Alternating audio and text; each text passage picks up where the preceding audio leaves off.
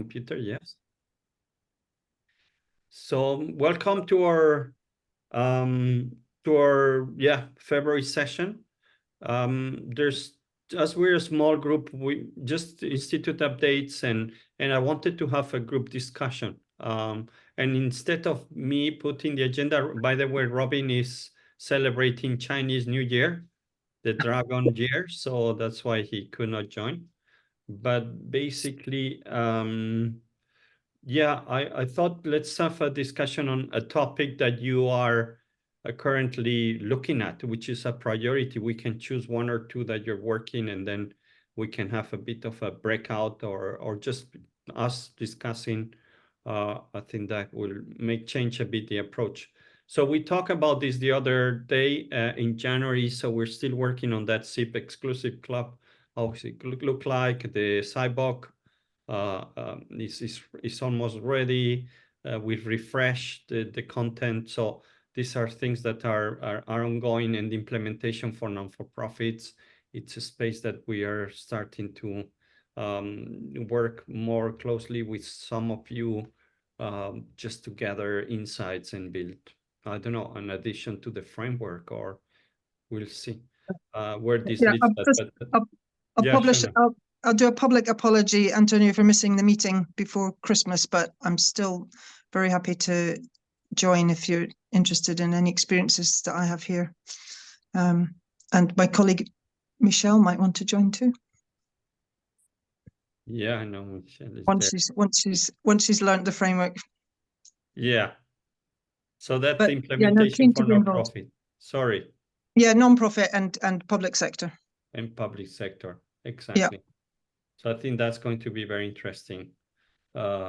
New developments. There's not much, which is good for us to fill in a gap there on implementation in public sector and non-for-profit. So that's the update. What I wanted to do is, what are asking you, and good that we're a small group, if you can put it in the chat. What is your current most priority topic in when you look at implementation in your organization, if with your clients, if you're doing consulting work, what are the interests? Is it AI? Is it change management? Is it hybrid, like Wayne was talking, work?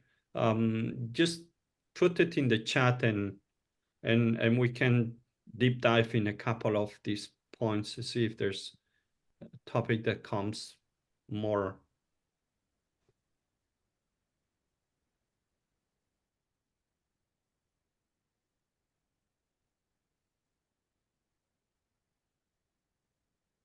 Just put it in the chat.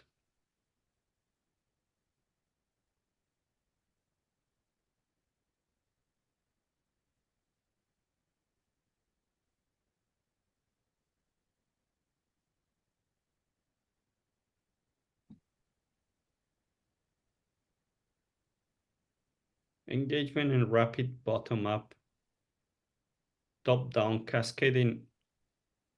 Thank you, Chris. We lost Wayne.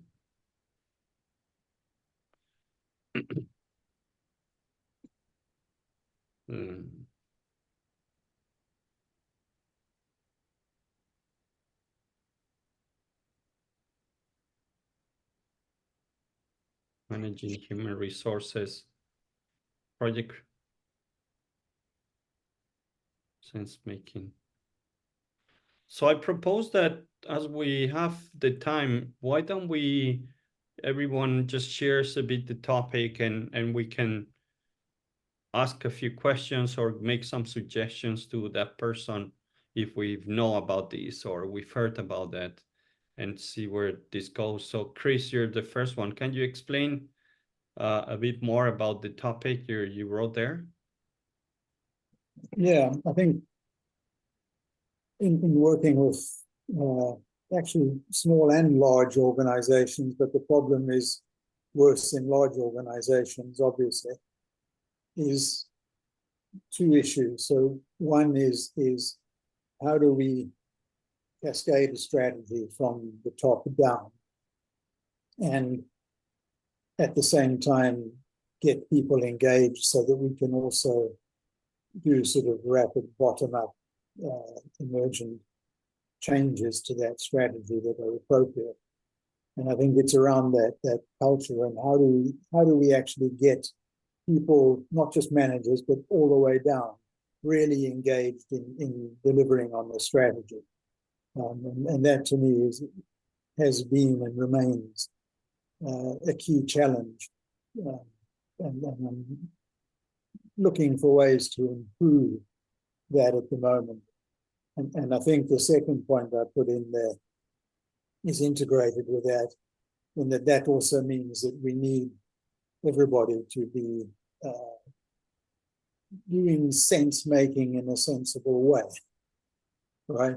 So making real sense of what's going on in their particular mandate, their particular part of whatever is being done, and having the right level of decision making so that those people can put together sense making aligned with the strategy, right?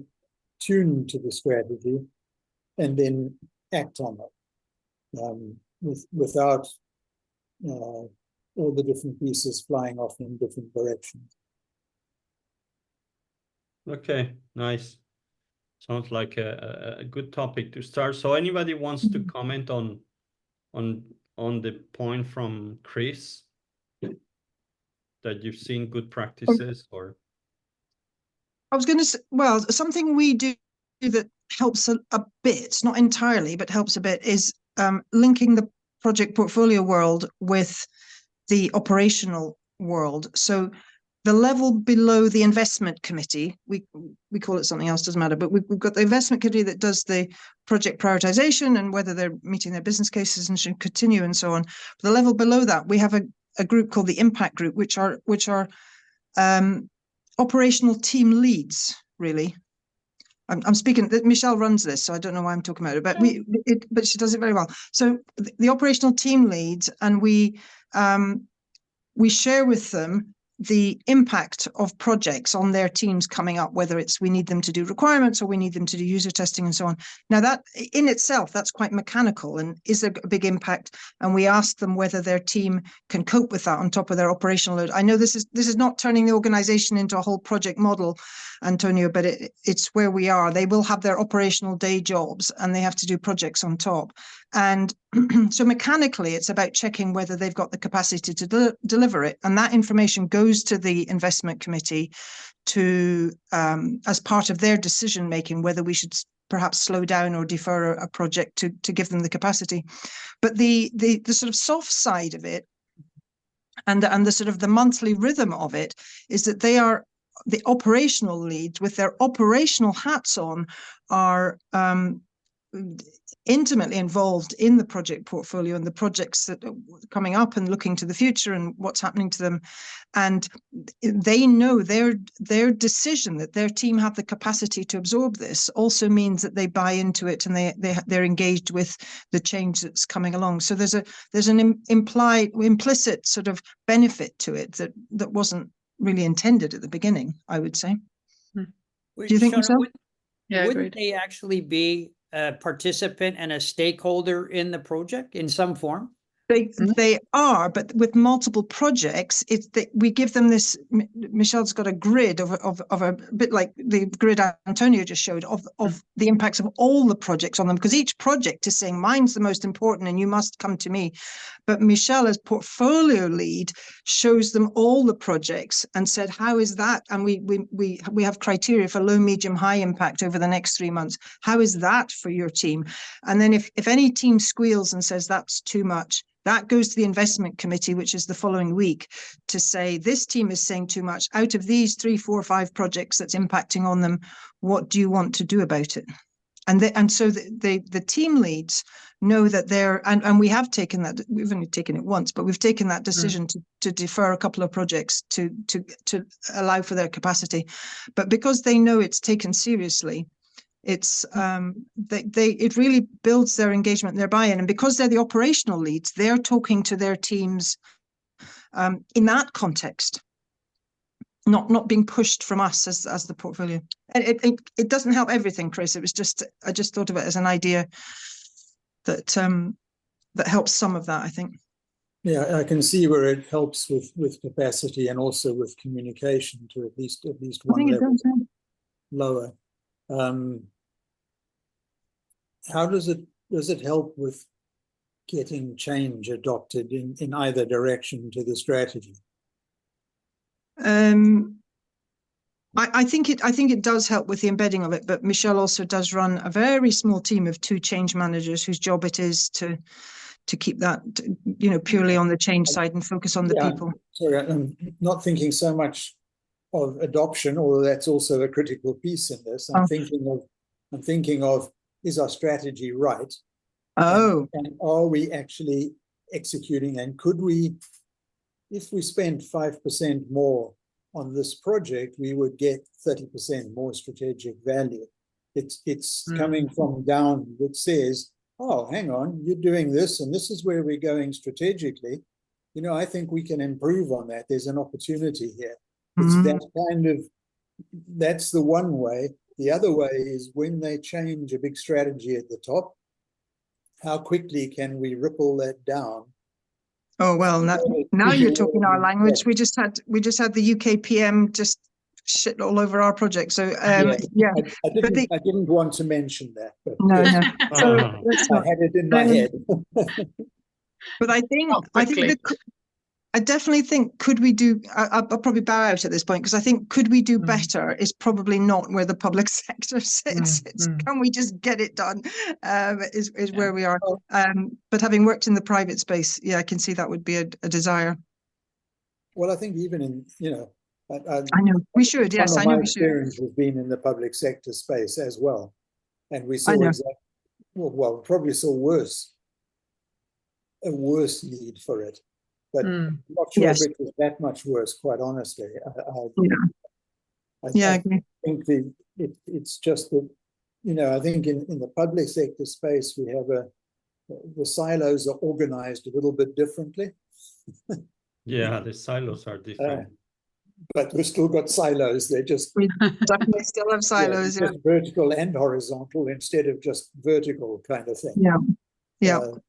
But I don't think it's that much different in my experience. It still comes down to having a way to get people involved quickly in both directions.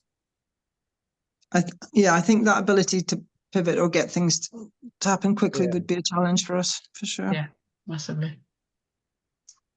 Yeah, and that's, you know, it was in one case we had over 200 management teams. So, you know, that 5 top levels of the organization from executive down. And, you know, if they had to roll out a change from the top, so we're not doing that objective anymore, we're doing this one, right? How do we then cascade that down through 800 teams and do it in time to make any difference whatsoever, you know? And test, forget it. And test that the message got through. Yes, and test it.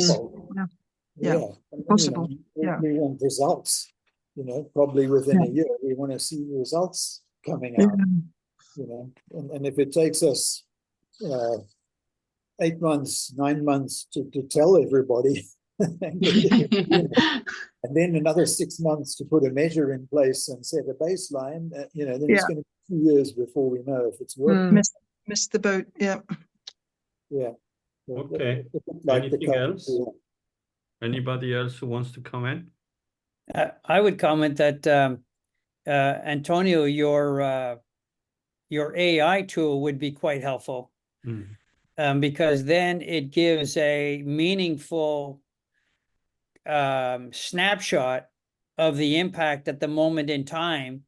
And that's critical. As you know, it's all about communication. I've included in the chat a document that we created around managing change and how it's all really about how you communicate across both the vertical and the horizontal of the organization. So if that becomes a foundation in terms of how everybody is aware of their current state, you're able to overlay both the, coming back to the hybrid, you're able to overlay the vertical and the horizontal of the initiative from a silo or enterprise-wide, but then holistically present in real time evaluation, if you will, as to the maturity and the integrity of the impact, so that the business leaders can make make sense of it and make a decision that is anchored with factual information, because this is where we're at in reality. Whereas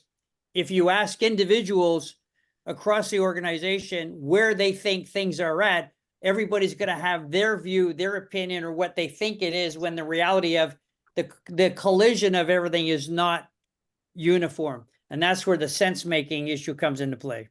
Exactly. And that's one of the proposition of the tool, is not making the decision, but brings a really objective kind of approach to project selection. Doesn't mean that the ones that are below cannot be done, but then we need to make sure that the foundations are there.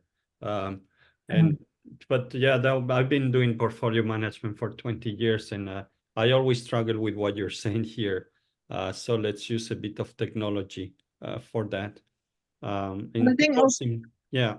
So just with the scale that Chris is talking about, the message has to be nuanced in 800 different ways, right? Because it's got a different context and a paradigm to the different teams. And so I think that adds to the complexity. If it was just one message that you broadcast, that would be, one level of difficulty. But the fact that it has to be contextualized in each place is very complex. Mm-hmm. Yeah. That's where I'm working with a couple of people who have that sort of technology that's assessing where people are, right, in terms of that change journey. And I think they're looking at from perspective of big project programs, etc., and how do they influence the people to make change get adopted. But I think there's scope in there by combining it with the sense making to start being able to consolidate and make sense of an overall picture, whether it's top down or bottom up. Yeah. And it's about people. And yes, we can use technology to try and speed up the communication and to remove bias to some degree. But I think it's all about getting your people lined up the right way as well. Okay, nice. Let me go to the next question. Shona, government. No, that was just actually it's happened in the commercial world as well, when the owner of the business comes in and says, "Oh, we're doing this today. We're going to do this," but no, we're just in a rather unique situation where the Prime Minister cancelled half the project and didn't put a new strategy in place. So we're all just sitting doing nothing. That's another problem. Yeah. Well, this all assumes you have a strategy in the first place. Well, it does, doesn't it? Okay. Christian, just share a bit your question. Yeah, so so as consultants, not that there's every now and then we're like, so are we actually doing strategy implementation? Are we doing change management? Are we doing project management? Are we doing all three? And oftentimes and risk management. Yeah, and risk, right. The question comes up because there's so much out there, so many different tools and different ways. A little bit of what you were talking about, and Tony said, a hybrid model, not a, there's so much out there that we end up putting together our own methodology that changes from project to project. So I think we ask ourselves that question because, it's perhaps a way to stay grounded, if that makes sense. Okay, so we are doing change management, right? And then you have another meeting, and then something else comes up. So that it's a bit of a running joke in a way. But I just kind of wanted to put it out there to hear back from everyone's experience. If you find yourself actually doing 3 or 4 different things when you actually think it's, you're doing only one thing. So, Yeah. so Christian, the question is, do you have a centralized dashboard that everybody gets a view of the world and understands in real time so that they can quote unquote make sense of it? Yes, yes, there is, but it looks so different from different perspectives because, not all projects or things that we do have the same dimensions or cover the same areas or elements. And so that's when doubt begins to creep in to try to understand. So what are we really doing? I thought we were doing just implementation. Yeah, but now given the scope of the project or the difficulty or the people issue, right, that comes up, it's really more about the change management element. We have to lean heavier on that because we need to guide the process, holding hands, and it kind of, touches upon the communication that I think Shauna was saying. Anyway, I don't even know if it's a real thing, meaning if it's a real issue, or is it that my way of viewing the world, I like knowing. I see myself like as a little kid, I like knowing. So what are we doing? What are we playing out? What pieces are we putting together? And so just wanted to hear back and try to see if what we're doing is actually it's like it's okay to be caught up in the midst of trying to decipher. I included in the chat a document that we created around managing change and bring it all together. There might be something there because it shows if any of the elements is missing or not unified or not being informed, then it has the causality of an outcome of one thing or the other. And so it's about how do you fill the holes of that to make sure that it's unified. Nice, thank you. I think you're right in that, and that one of the issues that I've had, to deal with, and also in having clients understand what this whole strategy implementation stack looks like. And it is, we like to separate it out, but in fact, it's all integrated. And that's why I found that using like visual road mapping tools is very useful, because in those roadmaps, we can put the different layers, including risk strategy, and we can look at all the things being done and relate them. So visually, we can see and track, and we can also explore. So how can we improve this implementation? Well, we can look at the different parts and the different layers and see where we're not doing as well as we should be doing to stay on track against a timeline. So I found that that kind of road mapping with visual tools and relationships is actually really helpful for both me and the clients. That I can explain it because I can roll it up to a high level and then drill down, and B, we can actually track what's really happening and where things are behind. And is it in this project? Is it in the change? Where is it? And what are we going to do about it? And we can see immediately what the impact is on our strategic objectives. Great, thank you. Is it a proprietary tool, Chris, or you've created it on your own? I use a product called Sharp Cloud, which is a fairly unique road mapping tool. And it's really useful for exactly the kind of for portfolio management, for project management, but for strategy road mapping or product road mapping. It's really useful, but it's a bit like PowerPoint, a lot more powerful, but you build whatever you want. It doesn't. There are templates and things that you can get, but basically it's completely dynamic and flexible, and you can tie it to all of your underlying systems. So if you need to pull in measures, if you've got a PMIS or PPM system and you need to pull in project data into it, you can do that automatically. And the same with your ERP or whatever. So you can, if you can pull in stuff, but people like the UK Catapult use it, Transrail use it, in risk management and stuff. And some of the EMS services are using it to help them keep track of risk and strategy and other things as well. Nice. Thank you. Thanks for sharing. Excuse me, Chris, could you please put the name in the chat for me of the tool? Yeah. Thank you.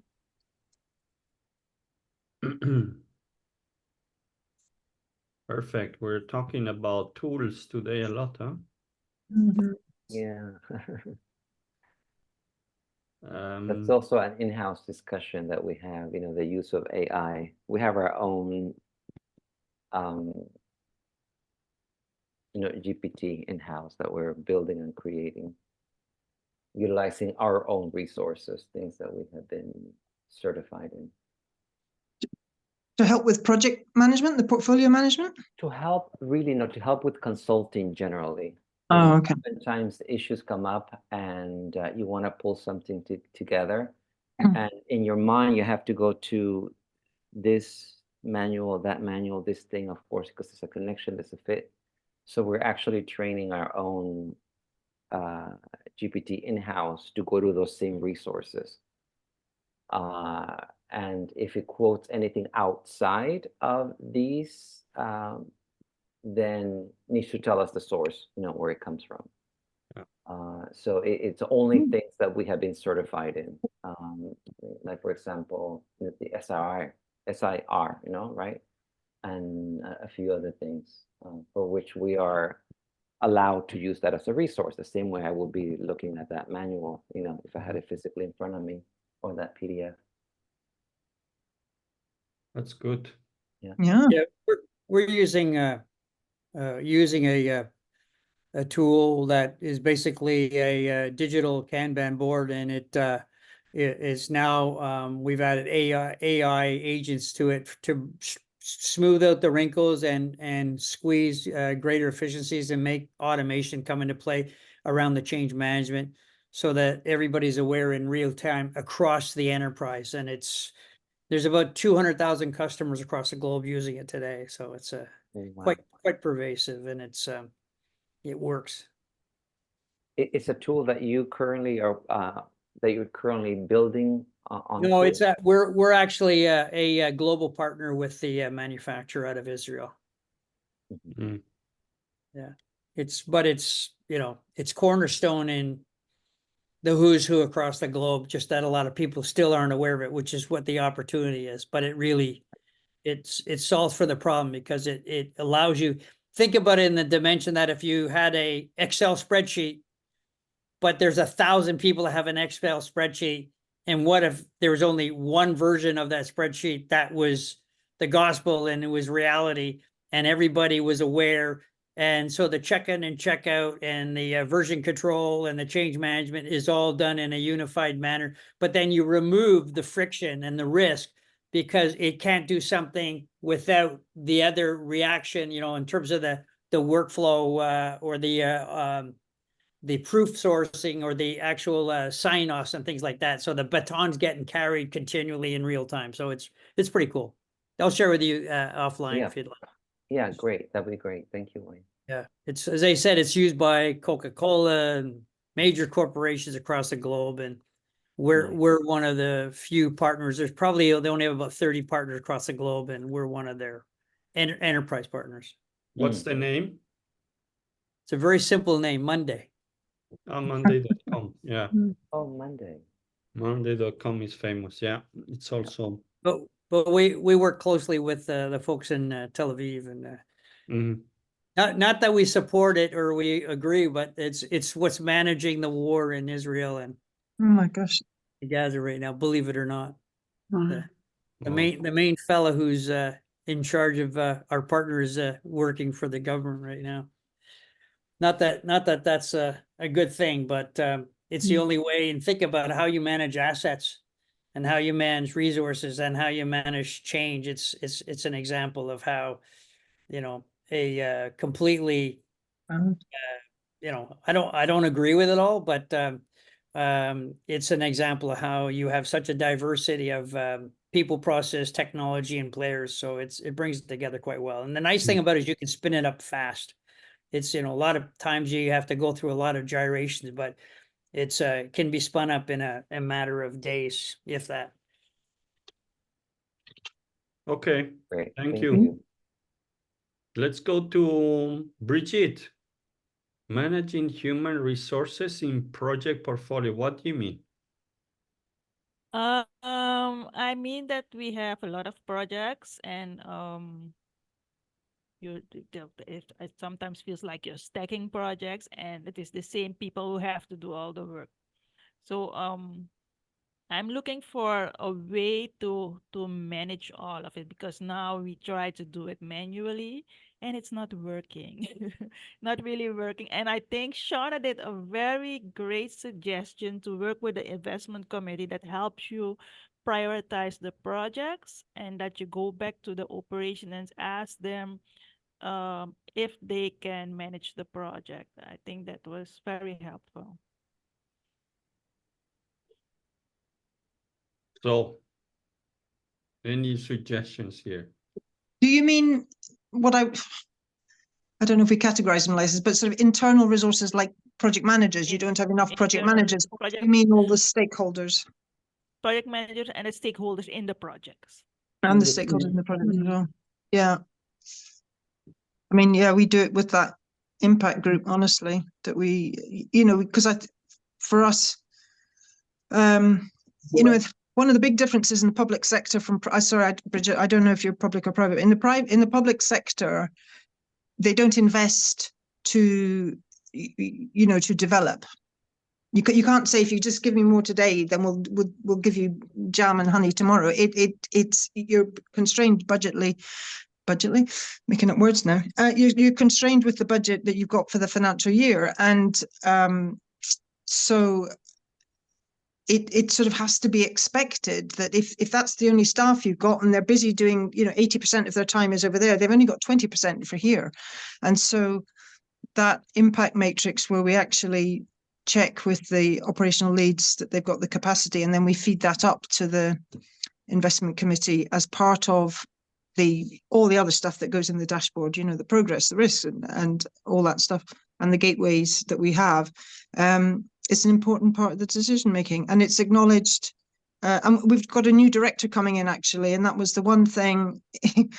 Michelle's investment committee meeting was one of the first meetings he came to, and he was very impressed with that bit, particularly that we took care of our staff, and that was part of the decisions. I mean, if the business case is so positive and it's so urgent, I'm not saying that we would stop everything. You know, that's not, it's all got to be in the round, but at least the impact on people is taken into account. And if you've only got 3 project managers, depending on the scale of the project, there's only so many projects you can do. You just can't do anymore.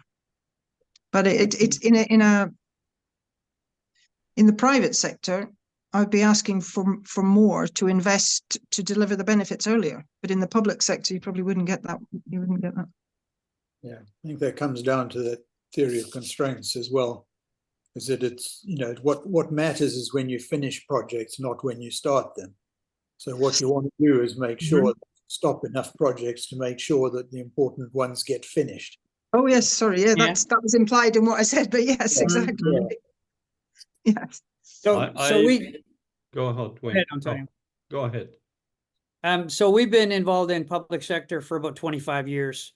And we invented a concept called the X factor. So create an imaginary X and then draw a dotted line through the middle of that. So you have a V and you have an inverted. So everything that happens in that dotted line above the line is what impacts the public, the legislation. Yeah. And that's where we talk about program management, because at the end of the day, in the period of time that they're elected, they're working on a project based on a platform, which has to be translated into an outcome. So the dotted line below that is everything, the infrastructure that has to support that. And so they need to work hand in hand. And basically the apex between the above the line and the bottom and the below the line is where you get the change occurring, because they're the people that actually own the outcome, which is the deputy minister or the associate deputy minister or the CIO or so on. And we found that when we present it to them in one view, we say, this is what you want to have. This is about keeping you in the public or keeping you out of the public. Below the line is what's keeping the project on plan or having it missed its deadline. And it basically shows in one page exactly where that particular project will have an impact. Because at the end of the day, they're motivated by staying out of the paper for the wrong reason, of course, or getting in the paper for the right reason. I like that. The top is what you want, but the bottom is what you need. That's right. And we built this in collaboration. We built this in collaboration with WPP's Hill and Knowlton in their government relationships team here in Canada. And we used it for all of our projects across, Infosys and IBM and Accenture and Deloitte and their internal contractors. And so it works because now you have one clear view, and it's a very simple thing. And then we say, hey, what happens when someone goes to vote for you? They mark an X in the box. So we kind of gave it a little bit of a grounding in a way that they could. Yeah, I like that. Yeah. Do you I have think an we'll be example? coming Do back. you have an example of the matrix? Sure, I can send it to you. I don't have it handy, but you could draw an X and put a dotted line, and then you put sections in there that at the very top roll up to the public on the outside of it, the cone, and inside is the actual program and the actual leadership that have to make that happen. And then what happens at the below the line is the people who are the custodians of making it happen, and then the layers of why that has to happen. Because the bigger problem with any project is sustainability. They write for the moment and they forget about the future. And they don't budget for longevity. They budget for the longevity of their role in the public. Well, that's true. We did something slightly different, but still illustrative. So we did an infographic that is on a matrix of strategic goals to effort. How easy is it to do it? Top right is good. And the size of the bubble was costs. I know, Antonio, in my fellowship paper, you queried whether it should be value, and it probably should, but in a public sector sense, when everything's budgeted on costs for the financial year. But it means when they are making decisions about priorities, the smaller the bubble towards the top right for you is the ones that they would prioritize in the main.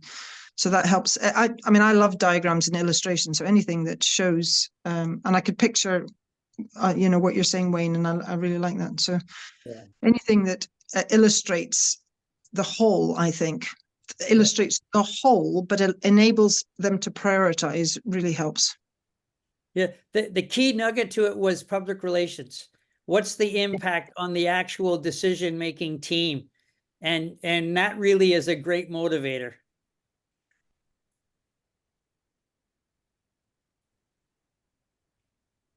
Yes. I always, when I do advice to senior leaders, I put a rule in place, which helps a lot is, well, I first ask them, how often do you launch projects? And they say, well, we launch a project every 2 weeks, every 1 month, and they're very proud.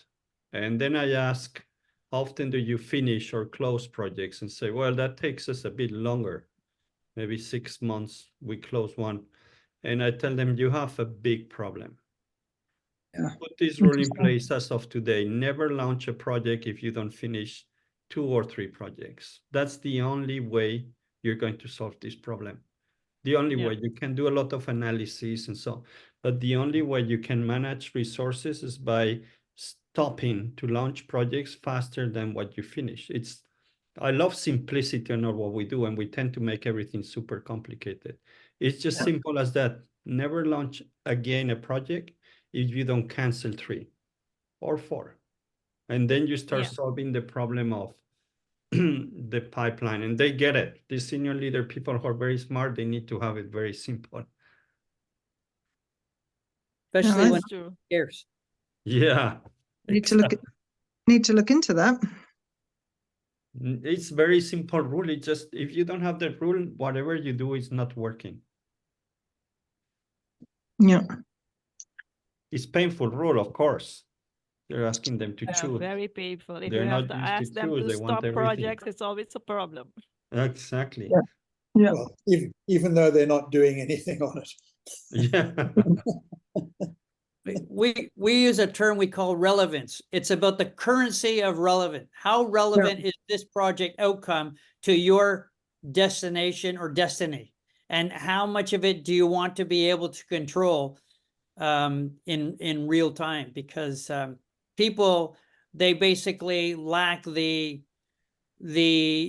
sometimes the inertia, but they also lack the understanding of the dimension of the outcome. They don't realize that it involves herding the cats, as they say, and that's a huge challenge. That it's a people issue for the most part. You know, technology is the easier part.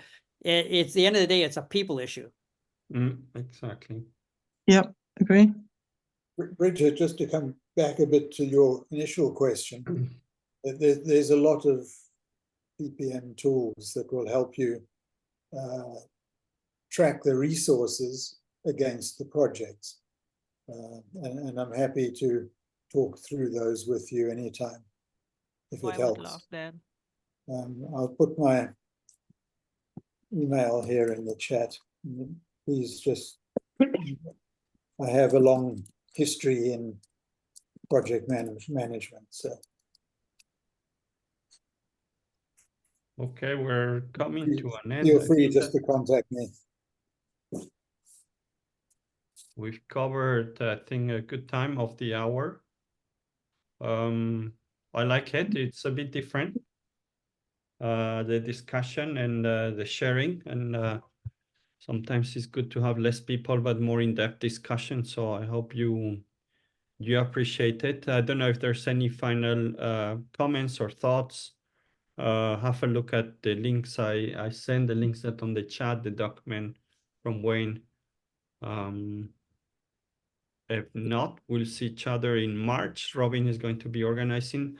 I'll check what's happening there with the invites. I don't understand, but yeah, thanks. Do you have an approximate date, Antonio? I can put a placeholder in. Usually Tuesday, March. So it's either the first one or the second one of March. The 5th or the 12th. Okay. Yeah, and usually Robin does it more in the morning, so Okay. around 9 or 10 o'clock. European morning, you mean? Yeah. Yeah. Okay. By the way, Great. Antonio, thank you for the document. It looks beautiful. It's so simple. Yeah, I'm going to have a look at that in a minute. Yeah, let me put that here in the chat here. Both documents, I forgot. Don't leave because if not, you don't get it. Upload. Yeah, here. Upload computer. Let me put both and you have it. You can have a look at. And so that's the overview. And the second one. It's here. So you'll have them both. But thank you for sharing. It's and connect with each other. I think this is part of this network. Thank you. I'll wish you a good end of the day, week, month, and then we'll see each other in March. Yeah. Thank you very much. Thanks, everyone. Take care. Thank you. Bye-bye. Bye. Bye. Bye. Bye-bye.